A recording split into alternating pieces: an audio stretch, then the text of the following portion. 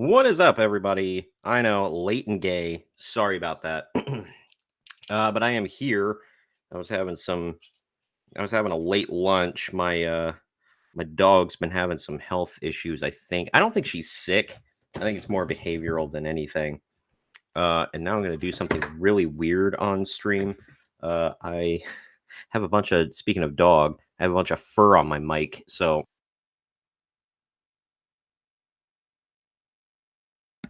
And there's Noah again. He heard Daddy talking. Hey, what's up, Noah? My goodness. What's up, dude? What's everybody been up to in the last 24 hours, huh? Huh? Dang, dude. Got aggressive with it. Got his pets, and now he's gone.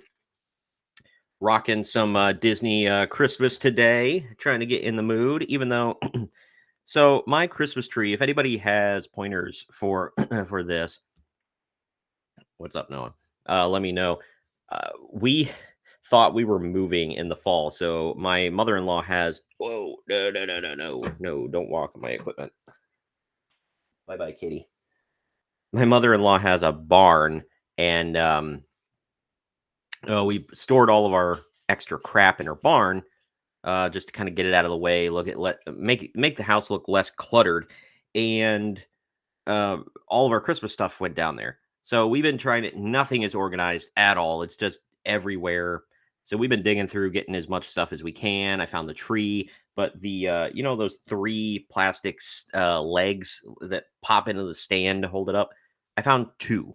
And I didn't realize it until I got home, and she lives almost an hour away from me. So it's a long drive. Man, my neck is messed up. And I've been trying to prop the tree up with I like not cinder blocks, but whoa, dude. Like concrete blocks outside for like landscaping or whatever. And I tried to prop it up with those, and I thought it was working. I had a string tied to it, whatever, and I thought I jerry rigged it pretty well. Apparently not, because in the middle of the night, my wife and I, my wife didn't really help. I decorated it all last night while we were watching Harry Potter, and I was proud of it. We went to bed. I wake up this morning. It fell over. I don't know if the cats knocked it over or if it just fell over on its own volition. And it shattered my TARDIS. I have had a TARDIS decoration for a while.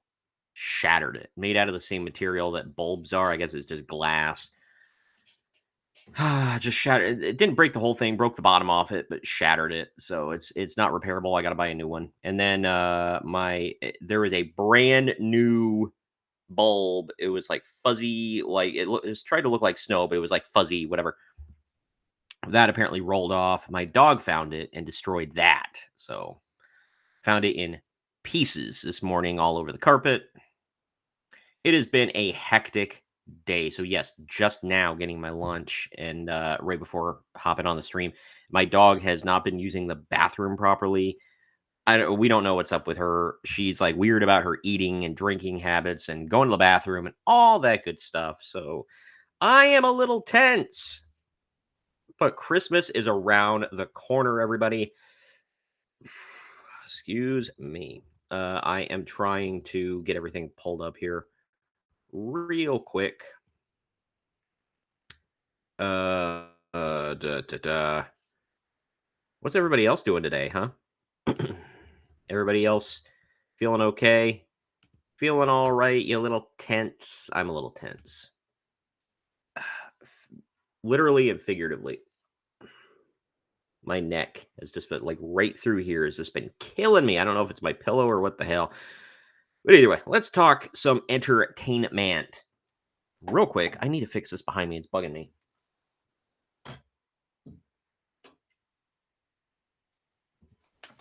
There we go. Fix-a-doodled. Follow. Oh, I wanted to put my social media up here. Forgot to do that. Social. Whoop. Appeared and then disappeared. There we go. Follow me on social media if you could. If you're watching on YouTube, definitely like and subscribe and click the notification bell and all that. Also, if you are watching on Rumble, or you would like to watch on Rumble, rumble.com/C/Marks on Media. On YouTube, if you'd rather watch on there, it is youtube.com/@Marks on Media. Oh, goodness. Okay. I am trying to find real quick. This isn't much of a story. It's just like something trending. I hate to give this guy clout here.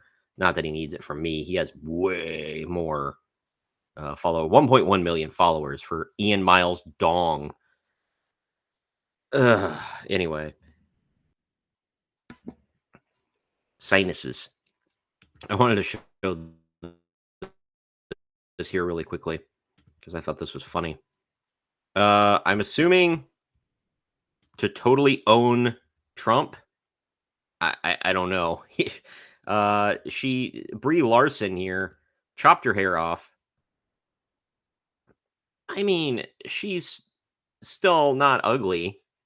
The pixie cut is okay. I just think it's overdone. She had long, nice looking blonde hair before, right there. For many, it wasn't her hair that was the issue. Oh, come on now.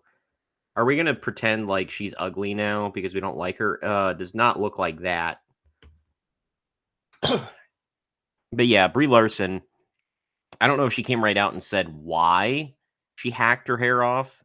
I'm assuming it's to own the Trumpers. I really I don't know.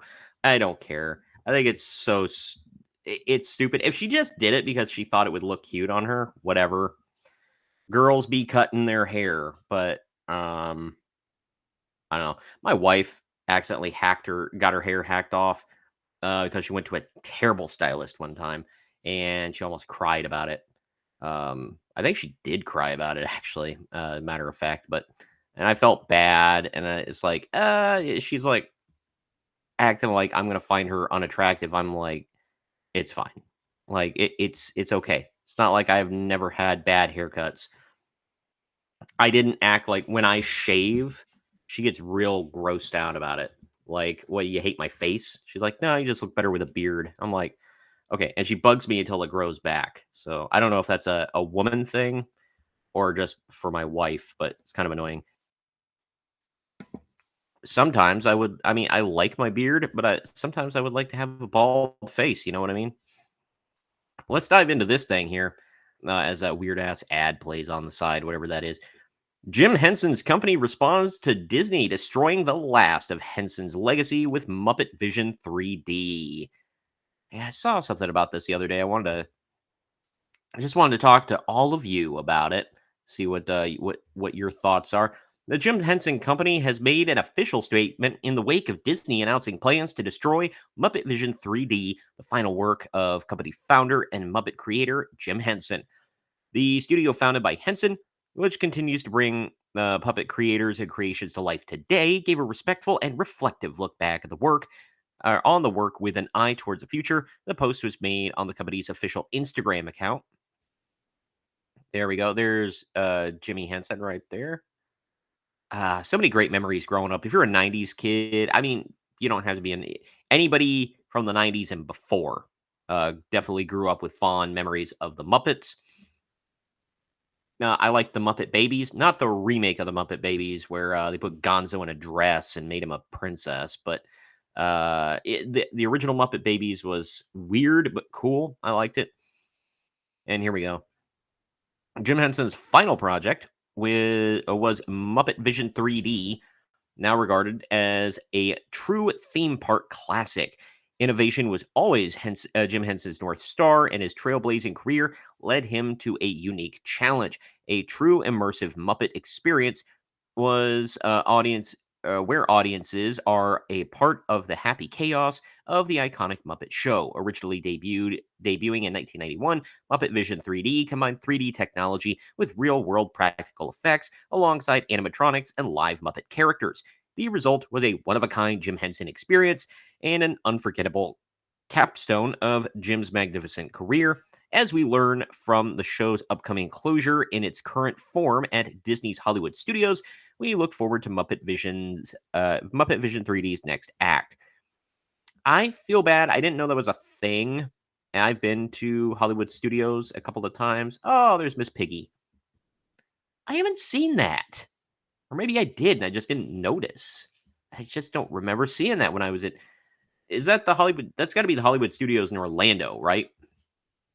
It should be noted that while Jim Henson Company still exists and still brings creations to life in Henson Creature Shop, the studio hasn't owned the rights to the Muppets since the early 90s. Disney purchased the IP from Henson shortly before his untimely death in 1990. His final project was Muppet Vision 3D, a three-dimensional multi-sensory live showcase within the iconic Muppet Theater. The Henson Company still owns the rights to Fraggle Rock and still creates characters for Sesame Street, despite selling the rights to Sesame Workshop in the early 2000s. Pretty sure they've been a part of other films as well. Muppet Vision 3D. Wow. I don't know if my wife would have been into it. I would have been. And then it's going on. Blah, blah, blah, blah, blah. This, of course, the work of Disney's smarmy, smirking head of the Parks and Experience Division, Josh D'Armo, a man who would pave paradise to put up a parking lot with an artificial and extensively manufactured smile on his face. That's the dude? My gosh, look at that schnoz. Look at that honker, man. Maybe he's a Muppet. He's the evil Muppet. Fan outcry to the death of this popular long-standing attraction and was Fast and Furious.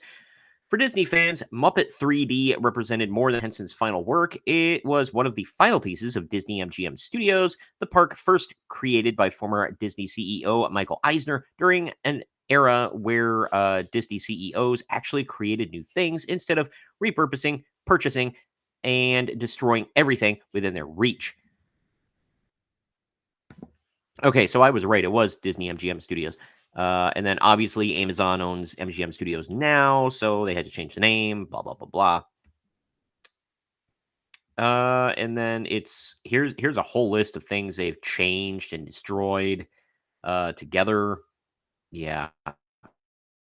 Man, holy cow. People used to make fun of Eisner, but I think it was I think it was like a friendly loving, like endearing, poking fun. I don't think it was like actual malice, like with Bob Iger.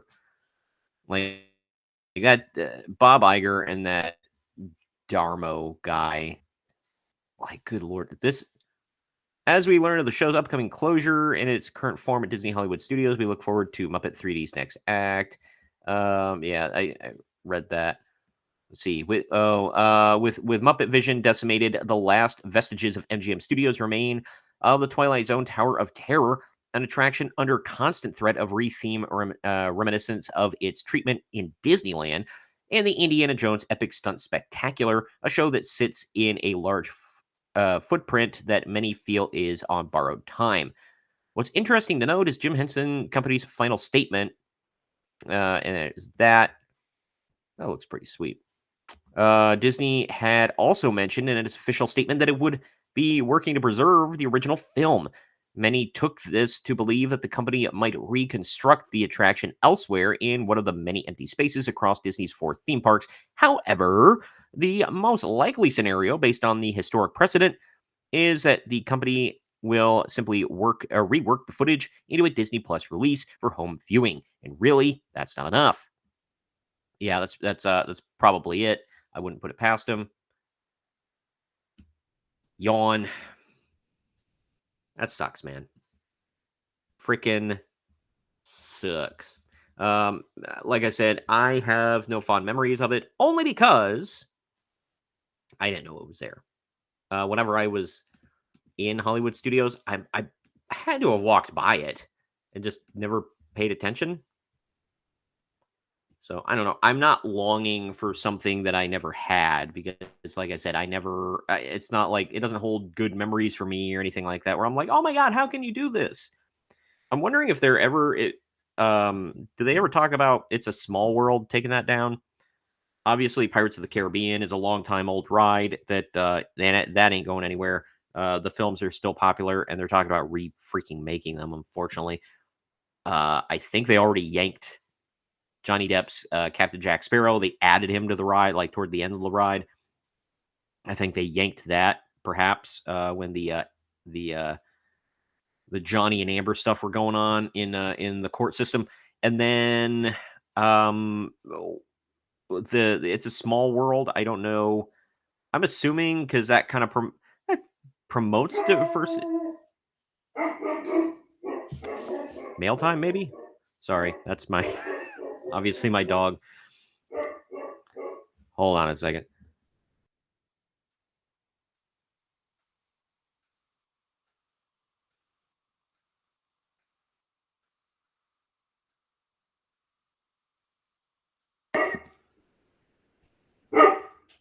Hey, come here, Anna. Come here. Hey. Hey. Now.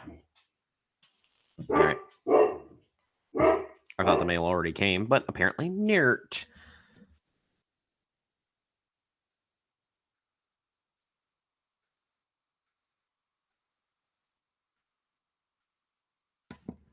You defended the house. It's good. My goodness. Meanwhile, my cats are all asleep. They don't give a damn. But anyway, yeah, to wrap that up though, it's a small world. I think it promotes diversity, but at the same time, I think some people think, oh, it's stereotypical messaging, whatever, and they don't like that. I don't know, but it's hard to predict. That's one of the last vestiges of like classic old school rides, I guess. What's the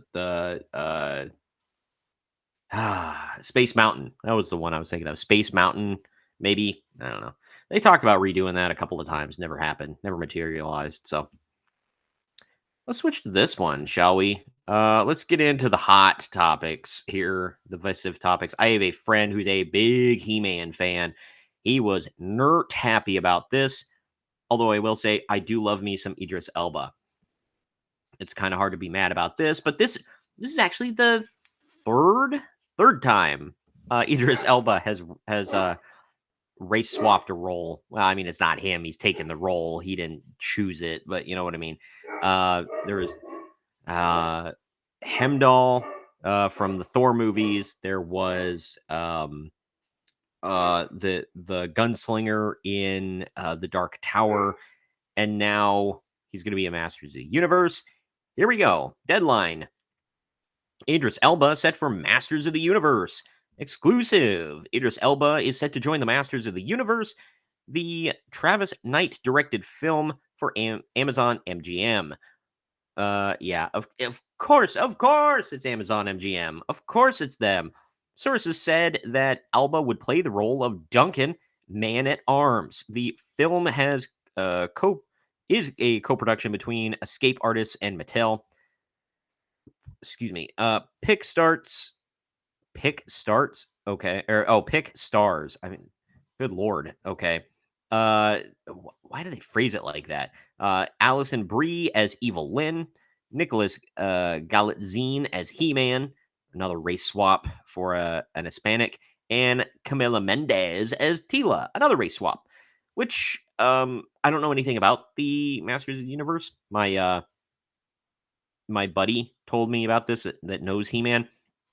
He said this race swap doesn't even make sense because Man-at-Arms is Tila's father, and Idris Elba is very clearly black, and his daughter is going to be very clearly Hispanic. I guess they could cast an Hispanic woman to play the mother. I don't know which character that is. Doesn't matter. But even then, it's like, so she got 0% of her dad's genes. That's going to be effing weird. I don't care who produced it and is directing it and whatever. Elba is repped by blah, blah, blah, blah, blah. Provides a voice of Knuckles in Sonic the Hedgehog 3. Kind of funny. I like his voice for that role. Duncan is a good guy and for centuries has been the weapons master and combat instructor for the royal family and is also called Man at Arms. He was trained by Decker and is a veteran of the Great Unrest, and he was tasked by King Randor to create the elite strike force, which he named the Masters of the Universe. Man at Arms and his adopted daughter Tila often scout the borders of Eternia for signs of lurking evil. Okay, well, I got to text my buddy about that. All right. Well, there you go. There's our first race swap of the day. Speaking of race swaps, I gotta quickly send that to my friend while I'm thinking about it. Do do do do do. All right. He's gonna. I'm excited for his reply because, like I said, I've never been a He-Man fan. Who else has never been a He-Man fan is Kevin Smith. He admitted this with full throated on an episode of that comic book men show, and or on the segment where they're all sitting around recording the podcast. I think can't remember what the podcast is called. It's not called. I don't think it's called Comic Book Men. They had a different name for it. Anyway, but full throated. Oh, I've never been a He-Man fan. I never liked it. Never cared for it. Blah blah blah blah blah. So then he gets the job making that awful cartoon for Netflix where the women all look like men, and he is like, "I love He-Man. What are you talking? I've loved it my whole life." Nerd. I stopped giving a damn about Kevin Smith ages ago. I think after Clerks 2 came out, I was like, all right, done. Not that Clerks 2 was bad. He didn't come out with anything after that that interested me at all. But speaking of race swaps, here we go. Live action How to Train Your Dragon director defends Astrid race swap. Quote, we're not making a shot for shot remake. I mean, you kind of are. In response to the deluge of pushback to his decision to race swap Astrid, live action How to Train Your Dragon director Dean Blois, Blois? I don't know. It's a French name. Deblois, excuse me. Dean Deblois has argued that it ultimately does not matter if the young dragon rider's physical appearance matches that of her animated depiction because he is not trying to make a shot-for-shot remake of the original film. Then why do most of the characters look like their counterparts? There are two big glaring examples. Making her franchise debut in the animated film trilogy rather than Cressidia Cowell's original YA novel. Wait a minute. This was a book? These were books? I had no idea. I am just as surprised as you. I have to. Wow. Okay. I may have to look into that. I am currently listening to because I had to return. I posted about it on X. I had to return Stephen King's Fairy Tale. I'm like 2/3 of the way through it, and I had to return it to the library. So now I'm working on Ursula K. Le Guin's Ursi series. That is nothing like the Studio Ghibli film, by the way. She hated it, said it was nothing like her books, and they tried to cram like 6 books into 1 hour and a half movie.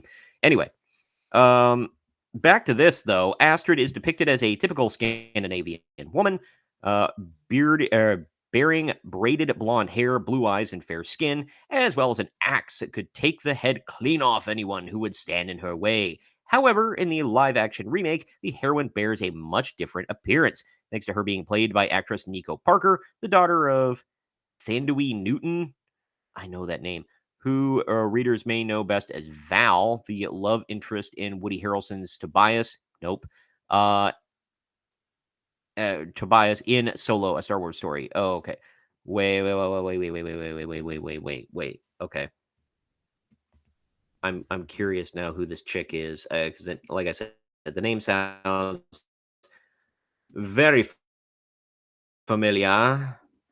She's the daughter of this person who. Come on. Okay, my computer is so slow today. She looks fitter. I don't know. Familiar. Good thing I didn't show that because for some reason a breastfeeding picture pops up. Ugh. Anyway, yeah, she like I said, she looks familiar. Don't really care. But this version of Astrid instead has dark skin, green hazel eyes, and curly but still braided brown hair. The picture's not showing up there. There's a link, but I've showed it many times regardless. Uh, and regardless of Parker's individual talent, in light of her casting existence as yet another example of blatant race swapping, recent months have seen fans on social media take to voicing their discontent with what they view as the latest example of Hollywood's tendency to disrespect the source material that made a given IP so popular in the first place. To this end, De Bleu, who in addition to helming the upcoming remake, also served as a writer and director of all three animated How to Train Your Dragon movies, weighing in on the ongoing discourse surrounding Astrid's live action appearance via a post made to his personal Instagram on November 21st. This is a second race swap character because here we go. She also took over as Sarah in The Last of Us, and though she was like in the the first couple of scenes of the show, and that was literally it. In the video games, she is white, very white. But here she is quite obviously nerd.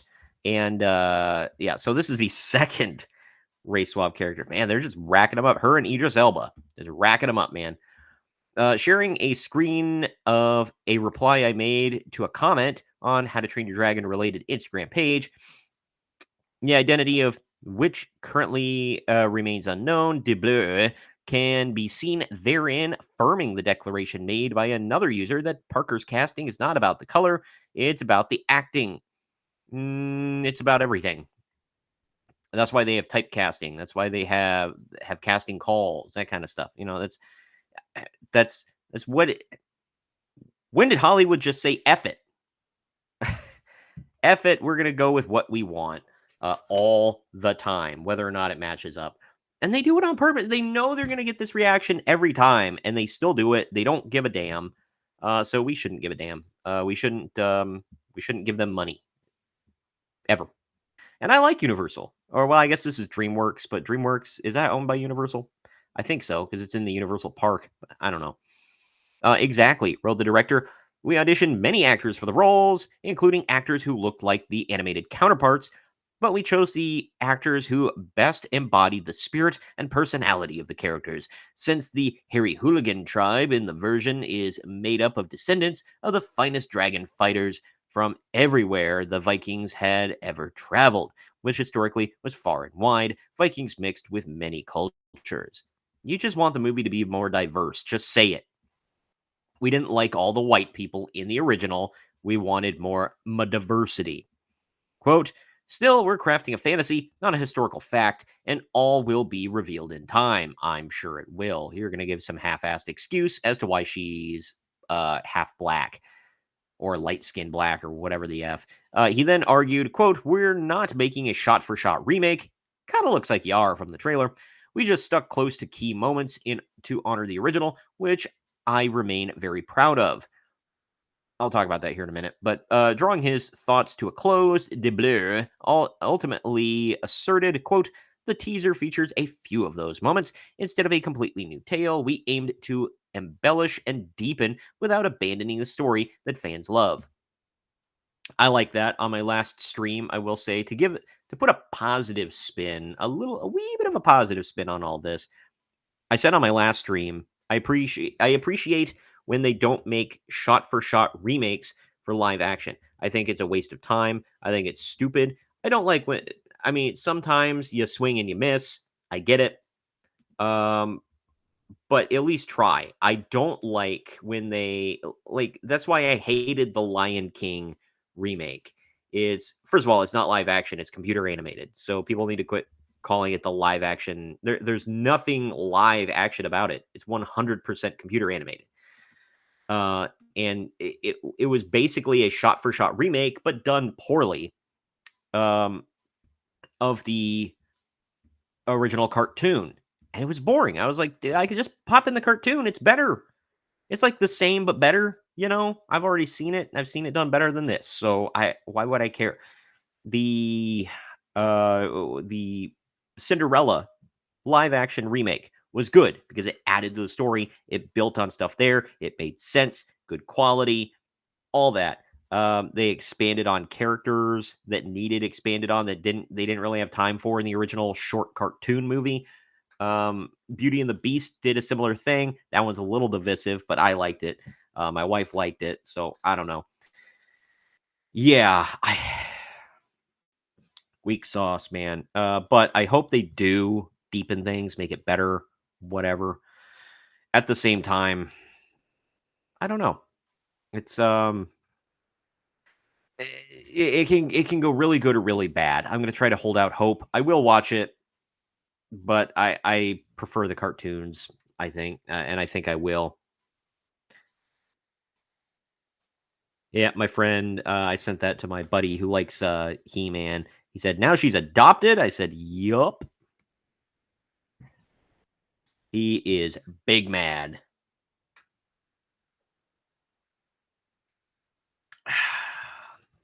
Wetting my whistle. It's hard out there. Performance issue alert on.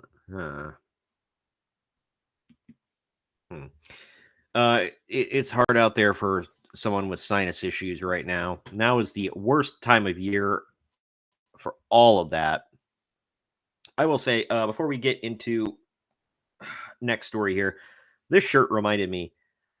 Five Below. If anybody is looking for some decent quality yet cheap Christmas decor, Five Below. If you want some cheap generic blow ups, the official store of the Main Event Marks podcast, my former wrestling podcast, the Dollar Tree has some low quality blow ups you can get for $5. It's their over section. They got like a whole they got one or two aisles now of just stuff over $1.25. Five Below is where I got this shirt.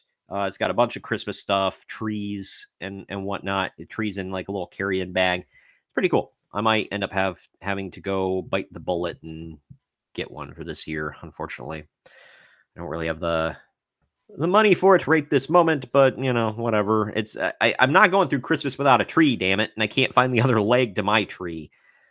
Ugh. We'll get into more Christmas here in a minute, but real quick, pause for station identification. If you please could either check me out. I am live right now on Rumble, Locals, YouTube, Facebook, Kick. If you could follow me any of those places, Kick, I don't really get a lot of viewers, I don't think. Kick is a weird system, especially when streaming through. I stream right through Rumble Studio because they allow you to stream to multiple platforms without having to download anything extra. So I appreciate that. I would like to. I don't pay for streaming software right now. Where is? Oh God, I'm gonna have to get up in a second. But either way, it's Rumble Studio is great. If you could follow me on Rumble, it's rumble.com/C/Marks on Media. If you want my wrestling stuff, it's rumble.com/C/Main Event Marks. On YouTube, it's youtube.com/@Marks on Media. And I have a whole playlist there, all the archives for the Main Event Marks and all the wrestling stuff on there. So go check that out. And also, if you could follow me on all social media, X, Gab, and Instagram, I'm at Marks_on_media. On Facebook, I'm Marks on Media Tube. And on True Social, Blue Sky, and Getter, I'm all over the place. It's at Marks on Media. I don't discriminate. I am on all. If you call yourself a liberal or conservative platform, I don't give a crap. As long as you allow me to post and shill my stuff, I will sign up and all that. So that's why I'm on True Social and Blue Sky and Getter and Gab and all of it, X. So yeah, follow me on all that social media stuff. Let's get into the Christmas story I got here. I think you'll all. I don't know if you'll enjoy it, but it's informative. Real quick, I gotta grab something. Give me 2 seconds.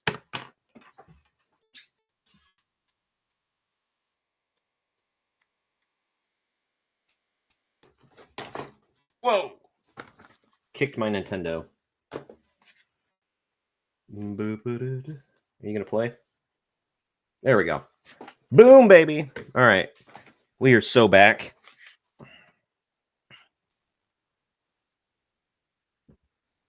A beloved Christmas classic won't air on TV in 2024. But why?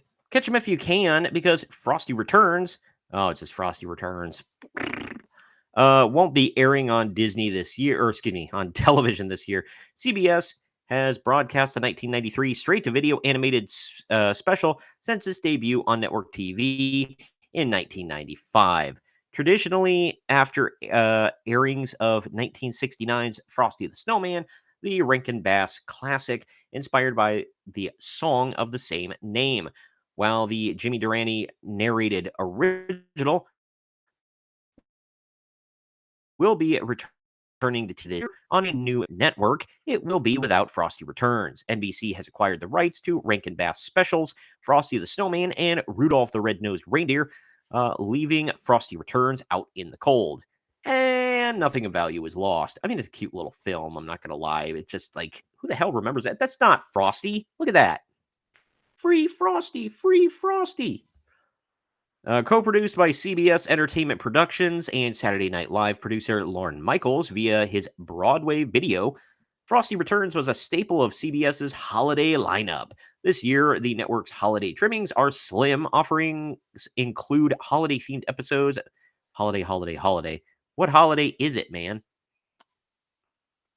Anyway, including Matlock, The Equalizer, NCIS, NCIS Origins, and a 1-hour Ghostmas special. What the F is that? And then you can watch the Macy's Thanksgiving Day Parade 2024. I'll look at that here in a second. But not only will the special not air on TV in 2024, but you can't stream Frosty Returns on any platforms, including Prime Video, Fandango, At Home, formerly Vudu, or Apple TV. The only way to watch Frosty Returns this year is on DVD or Blu-ray or other methods. Read on to find out where Frosty the Snowman and Frosty specials. Okay. I actually just got a new blow up this year. Frosty the Snowman is streaming on Hulu, Disney Plus / Hulu, and Prime Video. I have 2 of those. Okay. I try to add at least 1 new blow up per year to my Christmas decor, and I got Frosty the Snowman this year. So, and he's awesome, very big, very bright. I love him, and anybody who grew up with it, I mean, that came out when my mom was a little kid. So anybody that grew up with that, you'll have fond memories. I quickly wanted to go over this one real quick, just in case anybody cares, since I teased it. How to watch the Macy's Thanksgiving Day Parade 2024. My grandmother has watched that every Thanksgiving, probably of her adult life. It's always on. I've never given a damn, but by God, my grandmother loves it. Let's see. For nearly a century, there has been a time-honored holiday tradition that is cherished as turkey dinner and football. Macy's Thanksgiving Day Parade. The 98th Macy's Parade lineup features 34 floats, 28 performers, 22 balloons, including 6 new featured character balloons for 2024, 11 performance groups, 7 balloonicles. Okay. And 3 musical superstars. Really. EGOT winner Jennifer Hudson. Cool. Grammy winner Kylie Minogue. My God. And Tony, Grammy, and Emmy Award winner Billy Porter. Oh, well. Now I've got to watch The fairy godmother is performing. Plus, Tom Turkey and Santa Claus will officially usher in the holiday season with appearances by Bluey, Minnie Mouse, Snoopy, Spider-Man, and more favorite characters. I will be watching Thanksgiving episodes of Friends. Thank you very much. I don't even remember what football teams are playing that day. It doesn't matter. But Macy's Thanksgiving Day Parade is a beloved tradition that marks the beginning of the holiday season for millions of live spectators and viewers across the country, said Will Cross, Macy's Thanksgiving Day Parade executive producer. Blah, blah, blah, blah, blah. Where can you watch it? How to watch it. You can stream Macy's Thanksgiving Day Parade live on Peacock from 8:30 to 12 p.m. in all time zones on Thursday, November 28th. Wait a minute. In all time zones. So do they block it in certain time zones until 8:30? Like I can watch it at 8:30 here in Eastern time, but over in, in the Pacific time zone, sorry, buddy, you can't watch live. You gotta wait another 3 hours. Like, it's a little weird. Whatever. Where to watch the on me? There we go. Macy's Thanksgiving Day Parade will air 8:30 on Thursday, November 28th on NBC. So my mother will definitely watch it. I haven't paid for Peacock in a long time, and my grandparents have zero streaming services. I missed the parade live. Where can I stream at Macy's Thanksgiving Day Parade? An encore telecast of the parade will air at 2 p.m. on NBC and Peacock. So there you go. There a Peacock free trial? Peacock currently no longer offers free trials because FU, that's why. And then it's priced $7.99 per month on Peacock Premium plus no ads for $13.99 a month. My buddy / former co-host that passed away, Greg, that was always a thing with him where he was like, I'm not paying for it with ads. Screw that. And I'm like, you're the penny pincher that's like, I'm not paying for air conditioning. That's how they get you. And then you're like, I got to sit through ads. Sure, I'll pay double. Like, good God, man. I guess you pick your inconveniences. I've never paid for premium except for one time with Max because they had it for a year. Or no. It was Peacock because they had premium with no ads for a year for the same price as regular. So I was like, well, that'd be stupid not to take it. I don't know. Hold on, I'm checking out one story here. I'll save this story for tomorrow. I have to build up a lineup. I'm planning on streaming tomorrow, so if you all could please join me for that, that would be fantastic. Whoa. That is a long URL. I'll have to parse that out after the show. Anyway. Let's get into some games, huh? This next story is going to be a little spicy. Oh, man. Oh, they've got... Wait.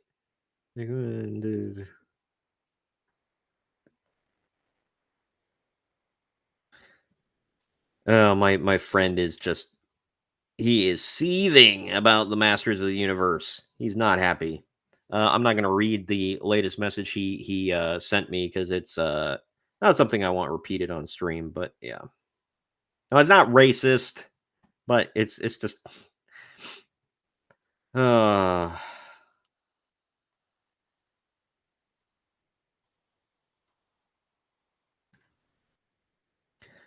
Let's just hope their Masters of the Universe over at Amazon is at least better than the women who look like men on the Netflix version, the bait and switch that Kevin Smith swore was not going to happen. No. He-Man's not going to be secondary in his own show. It's not going to be the Tila show. By the way, now that you're watching, it's definitely the Tila show. Nobody cares, bro. It's called He-Man and the Masters of the Universe, meaning he is numero uno. I will probably watch the movie so that I can complain online.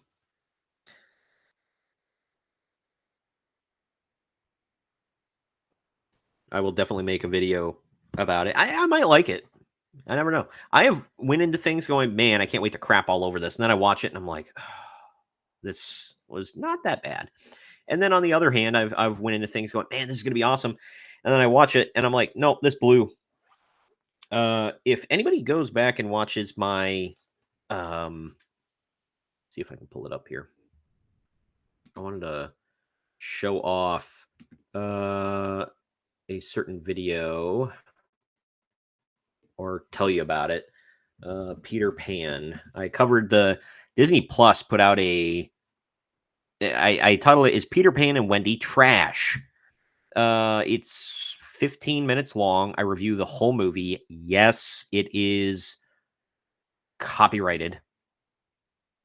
Or I'm sorry, yeah, copyrighted. Yes, it is full of spoilers. Sorry, I was looking. They blocked my monetization for copyright because I had clips from the movie and I tried to obfuscate them, but apparently not well enough. But yeah, if you go back and watch that, I try to be fair with it, but I'm a huge Peter Pan fan. And that Peter Pan and Wendy just whoa, it was bad.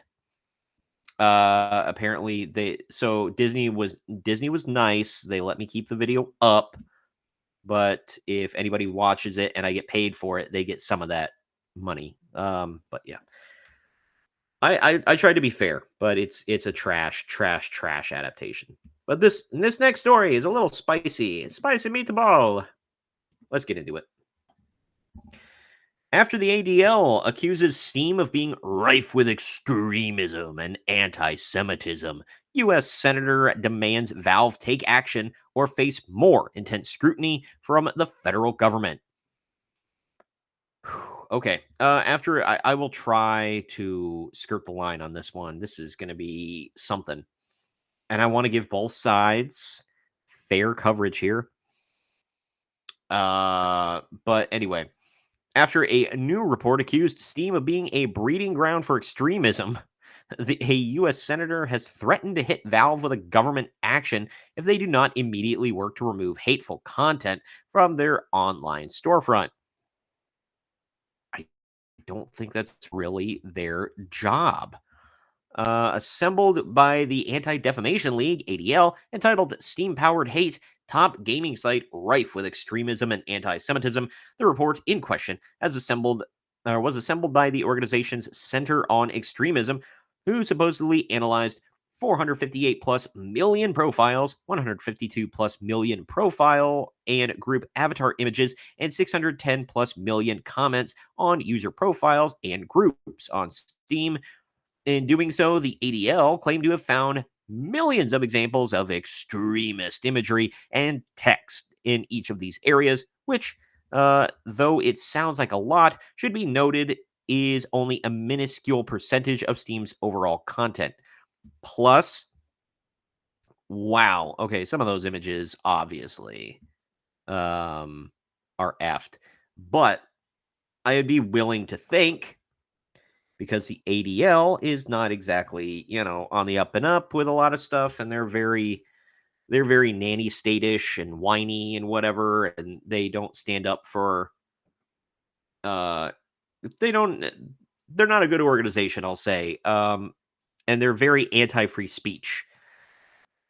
Some of the stuff, obviously, if you're able to see it from where you are, is quite obviously effed up and hateful.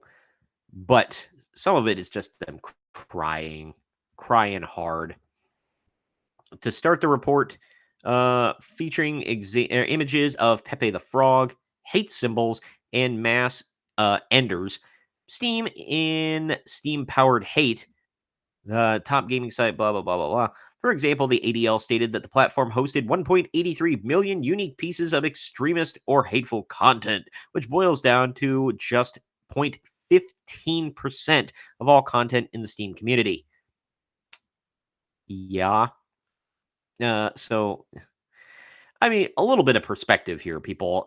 Further, they found that 1.5 million unique users, or less than 0.33% of profiles, quote, used at least one potential extremist or hateful symbol, copy pasta, or keyword on the platform, with the organization defining a copy pasta as blocks of text that are copied and pasted to form images or long form writing.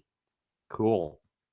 Their report also noted that roughly 1.18 million comments contained unique instances of potential extremists and hateful copy pasta, amounting to less than 0.2% of all comments across the platform, and 827,758 avatars containing extremist or hate symbols, accounting for less than 0.545% of all such images.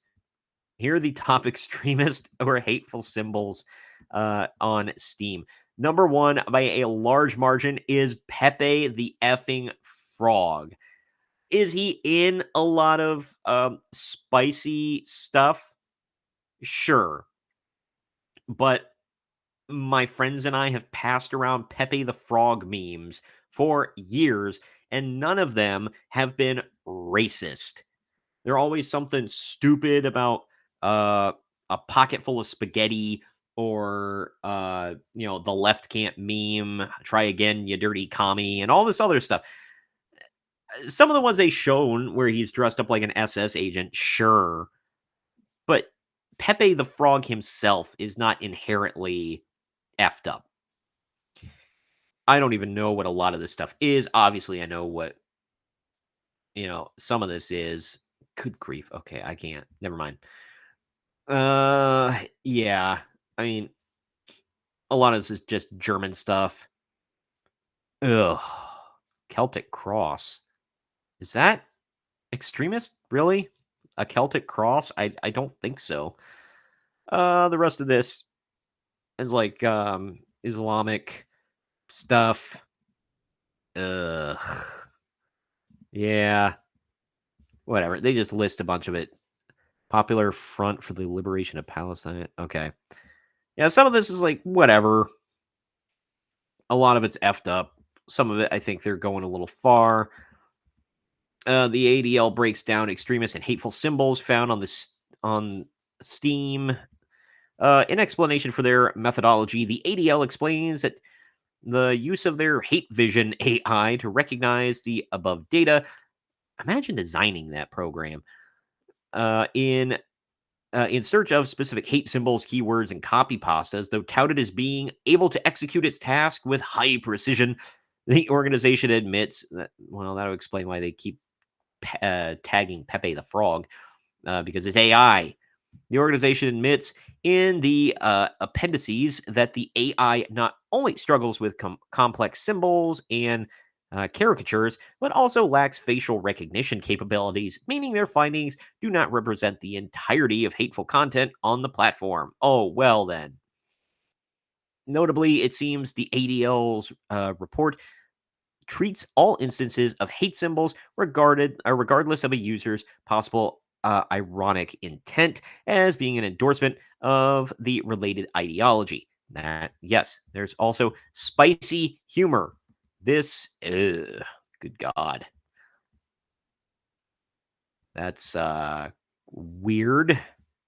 Autistic with a reaction time somewhere around 10 seconds. Frick. Okay, some of this is kind of funny. Some of it's kind of gross. I I think it's time for me to pause right here just to say I don't condone any of this. I don't condone extremism and hate and blah blah blah blah blah blah blah. I don't condone any of it. It's not cool. It's not something that you should be doing. But really, let's see. Most common one was Pepe the Frog. Yeah, there we go. Who they consider a hate symbol, albeit one of the or one that depends on context. Yeah, good lord. Though the ADL admits that a normal looking sad Pepe was used as one of the AI's training images, their report affirms that because some of the symbols included in the analysis were also used in non-extremist contexts or are visually similar to non-extremist symbols, we sought to prevent false positives by training only on extremist images of these symbols. I'm sure you did. Turning these criticisms to Steam's lack of action in removing the hateful content, the ADL declared, quote, while Steam appears to be technically capable of moderating extremist and hateful content on its platform, the spread of extremist content on their platform is due in part to Valve's highly permissive approach to content policy. Good grief, I'm not going to go through that. In rare notable cases, Steam has selectively removed extremist content largely based around extremist groups, publicized in reports or in response to government pressure. They added, citing a 2018 Kotaku report, and we all want to cite Kotaku.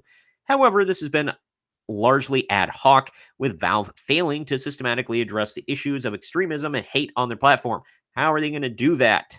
Chase people off in mass? Likewise, the platform's online conduct and the end user license agreement also explicitly forbid abusive and offensive language as well as harassment.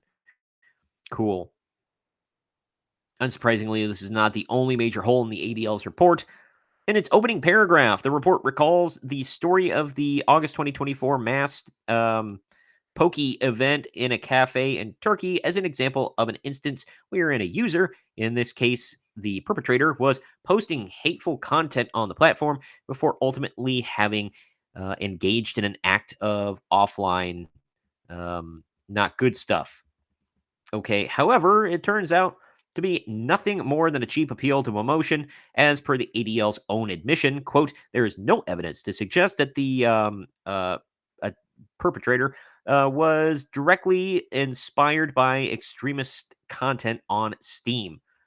There ya go. As such, the only relation between the incident and Steam is that the perpetrator decided to use the platform as his soapbox of choice to espouse his own hateful beliefs. And in subsequent appeal to authority, the ADL pointed to how researchers, media outlets, policymakers, and governing bodies have issued similar warnings about Steam's content. Okay, I'm done with that one. Are there some effed up things on Steam? Yes, I scrolled past some of them. You probably saw a lot of them there. Is some of their report true? Yes. But my God, it's at some point you can't police racism and hate. You just can't. It sucks. I'm not saying it's a good thing. I'm not saying that you shouldn't that you should just allow people to just be a-holes all the time with impunity. I'm not saying that at all. But at some point, you gotta you gotta fall back on. Look, people are going to be a-holes. They're also going to play games, and we can't shut them down to change their mind. It's not. It doesn't work that way. Unfortunately, you're not going to change a mind. You're not going to change, and it's a heart issue as well. If you hate a certain group of people, it's in the heart. It's not. You're not going to ban them from Steam, and they become a better person. They'll find another platform to go on, just like all the idiots pouring off of X and moving on to Blue Sky. I have not dug around on Blue Sky a whole lot, but apparently there are certain PDF files floating around on, if you catch my drift, floating around on Blue Sky. They used to be on X. They were cleared out pretty much for the most part. Elon did a good job of that, sending his team in there to clean it all up. I've noticed a lot of spicy content has went down a little bit, and now all of those weirdos move over to Blue Sky because it's the Wild West, unless you have a right-wing opinion, and then you're gone. But you can be a PDF file over there and rule with impunity, I guess. This is it's just nuts. Like I said, I don't condone this, but at the same time, the ADL is not to be taken at their word. They're not exactly the most trustworthy people on earth, and they're very anti-free speech. So, and they don't believe in jokes. They're very anti-joke as long as it makes their tum-tums hurt. So, let's just, try to have a good time. You know what I'm saying? Anywho, last video game story I got here. We're closing in on. I'm gonna go a little over the hour I set for myself, but whatever. I got stuff to do, but I was late, so I'm gonna try to be nice and cram in a few more stories. I saw this one this morning before going on. Melanie Mack actually shared it on X. If you don't follow her, she is an interesting follow. Let me see if I can. X, damn it. It's at Melanie Mack. Yeah, MELONIEMAC at Melanie Mack. If you don't mind the F slur being thrown around, she knows what she's talking about with games. But I was talking about something about this the other day, so I wanted to cover it again. Indiana Jones and the Great Circle is by far the biggest and longest game that Machine Games has ever done, with nearly 4 hours of cutscenes. This is by Games Radar, by the way. That's like 2 free Indiana Jones movies with your Indiana Jones game. And they'll both suck, probably, because it's, modern day Indiana Jones. Modern Wolfenstein developer Machine Games is taking some big swings with its new project, Indiana Jones and the Great Circle, and that includes the game's scope. Indy's adventure is apparently going to be the lengthiest game in the studio, or that the studio has ever put together. Quote, by far is the biggest and longest game that Machine Games has ever done. Creative director Axel Torvenius said in a rapid-fire interview session with Minimax. He doesn't get specific about the exact hour count, but according to How Long to Beat, Wolfenstein: The New Order and Wolfenstein 2: The New Colossus both clocked in at around 11 to 17 hour range, depending on much side content you undertake, with Indy placing more emphasis on puzzles and exploration. It's easy to see how it might eclipse the studio's previous games. Asked how many hours of cutscenes in the game, Corvinius said, quote, there's roughly 3 hours and 45 or 40 minutes, or somewhere along those lines. It's a lot. That's roughly in line with the non-interactive parts of Wolfenstein 2, as YouTube supercuts of the game's cutscenes ran between 3 and 4 hours, depending on the fan doing, or the fan who's doing the editing. Gosh. The whole interview was fun to watch if you're jonesing for more details on the game. Let's see. Unlike the missteps of Star Wars Outlaws, Indy will feature no instant fail stealth mission. We also learned for certain that this is the Indiana Jones game Todd Howard pitched back in 2009, and the basic story outline of the Great Circle has survived for 15 years. Also, yes, we've already corrected that Indiana James typo. Okay. So there's some details about the game if you're looking into it. I don't know. This does not excite me about the game, only because, first of all, the developer in one of the developers in the video, I posted something about this last year sometime, but in the original video where they're showing like the making of the game and whatever, and they're giving more details about it, one of the developers is a weird-haired, rainbow color wearing they them dude. So that, and he's also talking about how they're making the game for modern audiences. So doesn't exactly give me confidence that this is going to be an awesome game, or a game that anybody should ever give a damn about ever. Also, 4 hours of cutscenes. My God. I know they're going to be spread about, but I don't get a game to watch a movie. I like cutscenes. I am one of the few gamers, I think, that really enjoys cutscenes. Not that much. That's nuts. And I said the other day, when somebody is like, "Oh my god, this game is like 100 hours long," it doesn't that doesn't excite me for the game. It intimidates me because I'm like, I am never going to have this time that I want to dedicate to this game. I just want to play this game and be able to beat it within a month or two. And if I want to replay it, it's still fun. I don't need 100 hours or more of playtime. My cousin sat and played Red Dead Redemption every day for like almost a year to beat it. It's stupid. But anyway, so I don't know. I don't have current gen systems except for the Switch. So I don't think I'm going to be getting this anyway. But in the future, I'm going to be a little hesitant to eventually get it. All right, I'm down to my last couple stars here. Moving into some anime and manga. This story I thought was interesting. I wanted to check it out, like a reason why. Why are you doing this? Another classic manga have been hit by controversial U.S. school ban. A recent reimaging of the Osamu Tezuka classic Unico has recently been hit with a book ban in North Kakalaki. Let's see why. Does it have bedroom stuff in it? In a wave of recent book bans across the United States, yet another series.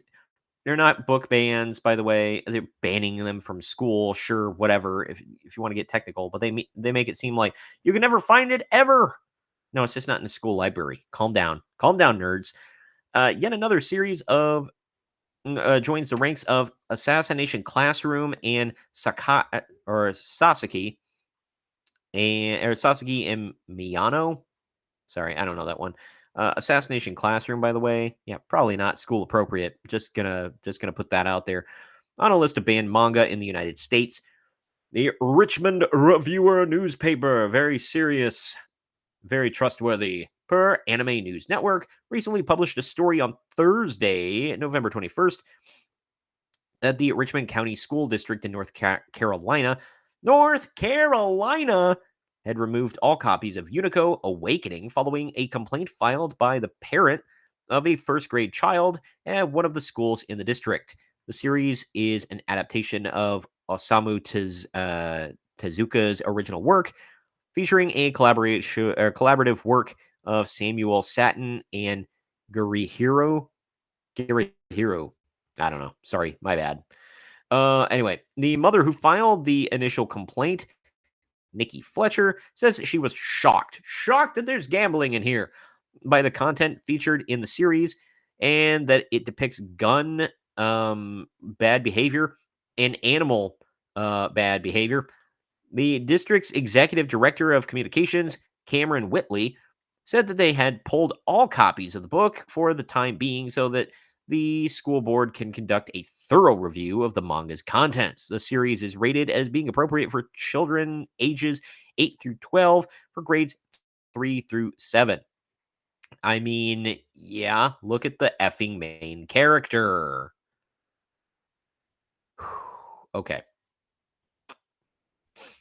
So, Unico Awakening is far from the first manga to get hit with school-wide bans. Let's see. Despite being published and marketed towards a younger audience, Unico Awakening has officially been lumped in with other recent banned manga in the U.S. published by Scholastic. Unico is described as the story of a fierce young unicorn who angers the goddess Venus and his abilities to inspire positivity and hope. Driven by jealousy, she vows to destroy him, ordering her servants, the West Wind, to abandon Unico on the Hill of Forgetfulness. Instead, yeah, sounds like a kid's story so far. Instead, the West Wind takes pity on Unico and to protect him, brings him from era to era, constantly on the move, always forgetting where he's been before. As he works to unravel the mystery of who he is and where he comes from, he is hunted by gods and monsters and will need to unlock his full powers to save the world. Unico is joined by a cast of characters, some of whom, like Chloe, The watch cat or the mysterious Sphinx are brave and kind, while others, like the all powerful Venus and his servant, the Night Wind, are bent on destruction. Okay, Assassination Classroom had quite the unlucky streak in the U.S., school districts being banned by Horry County Schools in South Carolina and Guilford Middle School in Eastern Florida, both removing the series from the libraries. The series was removed for a third time by the Elmbrook School District in Wisconsin, banning the book from their electronic library system. In addition to the Shonen Classic, a popular boys' love series, Sasaki and Miyano, was banned by the Brevard Public School Board in Florida after a parent submitted a complaint stating that spicy orientation should not be encouraged, suggested, or implanted in fictional media. Banning books in school libraries is dicey no matter the circumstances. Is it though? And with the recent wave of manga bans in the U.S., it's uncertain that the future will look like what the future will look like for the medium in schools. Okay. I have a couple of takes on this. One, book banning is a good thing in schools. I mean, if you have it in the public library, if it's spicy material, make sure that, maybe kids are monitored if they're going to be checking it out. If you have it for sale online, if you have it for sale in a bookstore, again, make sure that kids, aren't checking it out per se. Maybe have an age limit on it, whatever. I mean, there's nothing wrong with that at all. And you can kind of decide on all that. But book bans are a good thing. I'm sorry, people are going to call me a prude or whatever. No, kids don't need to be consuming everything. Certain manga, certain anime, certain movies and television shows have always been off limits for certain ages forever. If you want to ban it from your school, that's your prerogative. Whatever. I have no problem with any of these books being banned from school because there have always been books that they have never allowed in schools. Always. Just now, it seems like some of the right kinds of books are being taken out and some of the wrong kind of books are being taken out. So we can't find, like, we can't agree on what books are bad, okay, for like little kids to be checking out and looking at in schools. We just fight about it all the effing time, which is just mind numbing.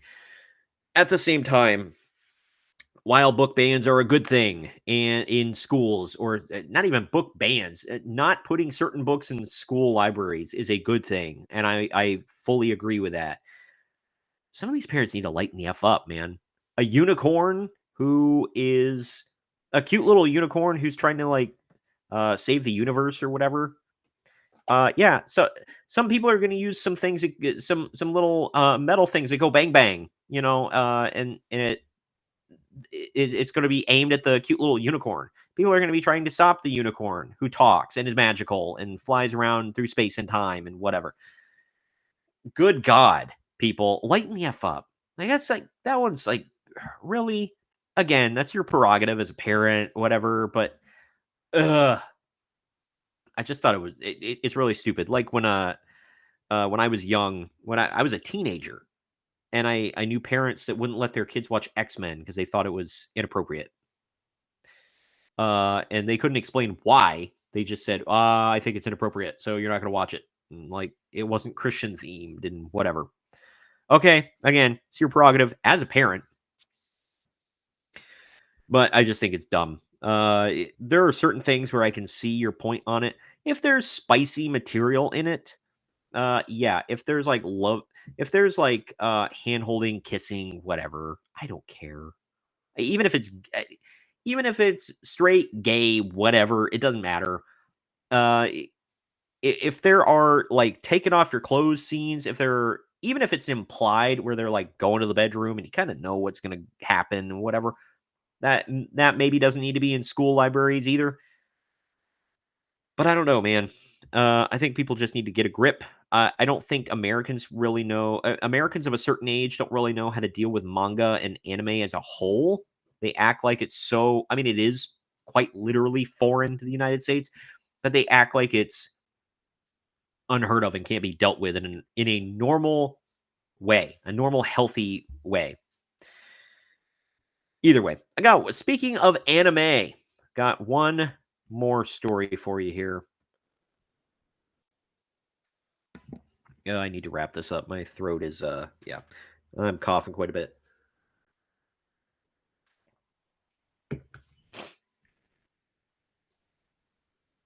All right. Sorry, I had to make sure I unmuted my mic. I've done that, and I've been talking and nothing. All right. Last story here. I thought this was kind of cute. A classic children's novel is getting a new anime reboot. Anne of Green Gables has earned itself an adorable anime adaptation from the Answer Studio. Cool.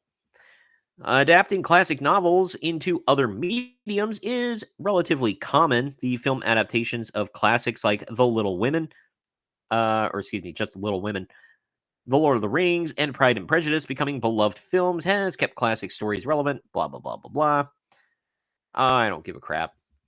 Now, though, fans of classic literature and anime can finally see one of the best children's stories ever written come to life, courtesy of the Answer Studio, known for their work on Tower of God Season 2. I'm not going to try to pronounce that. And Garden of Words. The anime adaptation of L.M. Montgomery's Anne of Green Gables is set to begin airing in Japan during April 2025. While details still remain relatively sparse regarding how much of the original novel the series will be adapting, the promotional skills showing off the direction of the Answer Studio has decided to take the series are absolutely gorgeous. And embody the classic storybook vibe of the source material. I feel like Anne of Green Gables gets remade all the time, constantly. There's like 5 different adaptations of it. I know Netflix had one most recently called Anne with an E. Yeah, my sister's middle name is Anne with an E, actually. Anne Shirley has the opportunity to reinvent a classic children's novel into something special for new generations. It's always for a new generation. The Anne of Green Gables anime adaptation titled Anne Shirley has the opportunity to adapt an already timeless story into something that will remain a relevant and powerful young girl's coming of age tale for new generations. Originally published in 1908, Anne of Green Gables follows an 11-year-old girl growing up in the late 19th century after being mistakenly sent to live with 2 siblings on their farm in Canada. Anne's character is introduced as being a quick-witted, resourceful, and dramatic young girl who is, despite all her confidence, shown to be rather insecure and defensive of her physical appearance. The book's adventures are rather episodic, but show how Anne grows up and adjusts to her first ever home, surrounded by people who grow to care for deeply for her, even if she was never actually meant to be there. Throughout the story, Anne meets other children her age, one of which being a young boy named Gilbert, who not only becomes one of her best friends, but a major positive influence in her life. Okay, see, I never knew what the hell Anne of Green Gables was because I'm a guy and I like this just not stuff I read or watched or cared about. But either way, it goes on and on. If the Answer Studio can properly adapt Anne's adventure from early childhood to adulthood, Anne Shirley could very easily become a modern classic for anime and literature fans around the globe. Yeah, so if that's your cup of tea, I know someone who she is extremely into Anne of Green Gables. Apparently, she watches the movie. She watches like one of the old movies all the time. I don't remember which one it is. But she watches one of the old movies because I said it's been remade a million times. And she reads the books. She said her mom's into it, all that. So this is for people of a certain age. And that's very cool. I think if done right, it could be a classic, especially with the anime style. Like it's one of those cute little cutesy little anime style things. You know what I mean? And anime is always good at doing that kind of stuff. So hopefully they do this one right. And excuse me, and satisfy the fans of that story. Like I said, I'm a guy. I didn't grow up on it. Not really my cup of tea. But yeah, so let's hope. Here, God, I had to go through. Sorry, I'm getting a bunch of different links here to I'm going through a bunch of links here to try to get a story for tomorrow about Kevin Costner in Yellowstone. Anyway, yeah. So let me know what you guys think about all that down in the comments section. I'd really love to hear from you, or hit me up on social media. I'm going to wrap this one up for the day. I went a little longer, almost an hour and a half today. I wanted to keep to an hour, but you know how things go. But yeah, I had fun today. I don't know about you guys. I hope you guys did. Hope you liked the stories. And appreciated you all coming in and checking it out, even if it was for a little bit. I hope you like and subscribe on YouTube, or if you're on Rumble, please follow the channel. And the links to the YouTube channel, or the link to the YouTube channel, is youtube.com/@marksonmedia. If you want to follow on Rumble, it's rumble.com/C/Marks or C/main event Marks. That's the wrestling side of my personal profile there on Rumble. I also go live on Facebook if you want to check me out on there. It is facebook.com/MarksOnMediaTube. If you want to hit me up on social media, you can do so on Facebook, but you'll probably get a hold of me a lot better if you follow me on one of the other social media platforms on X, Gab, Social, and Instagram. I'm at Marks_on_media. On True Social, Blue Sky, and Getter, I am at Marks on Media. I am everywhere. I am all-knowing, all-powerful, and all that good stuff. But anyway, sorry, the breaking news story just came up. Hey, there we go. Something positive in the Middle East for once. Maybe. All right. Well, I'm going to not cover that one because we don't talk about that kind of stuff. It was a breaking news story I wanted to see real quick before it disappeared. But thank you all for being here with me today. I really do appreciate it. I'm not just saying that to blow smoke. I really do appreciate anybody who takes any time at all to watch and listen to me ramble. I have a great time sitting here and doing this. That's why I keep doing it every single day. And I will be back tomorrow at 1:00. We've got plenty to cover. It's Kevin Costner in Yellowstone. Tokyo Ghoul's coming back, which, wow, with a new anime, by the way. That last one, I haven't even got through it yet. It's a slog, but hopefully they come back bigger and better than ever. A new Sonic the Hedgehog game is leaked, or info about it, rather. Netflix, there's some legal issues between Netflix and anime again. Anime leakers and whatever. So legal issues there.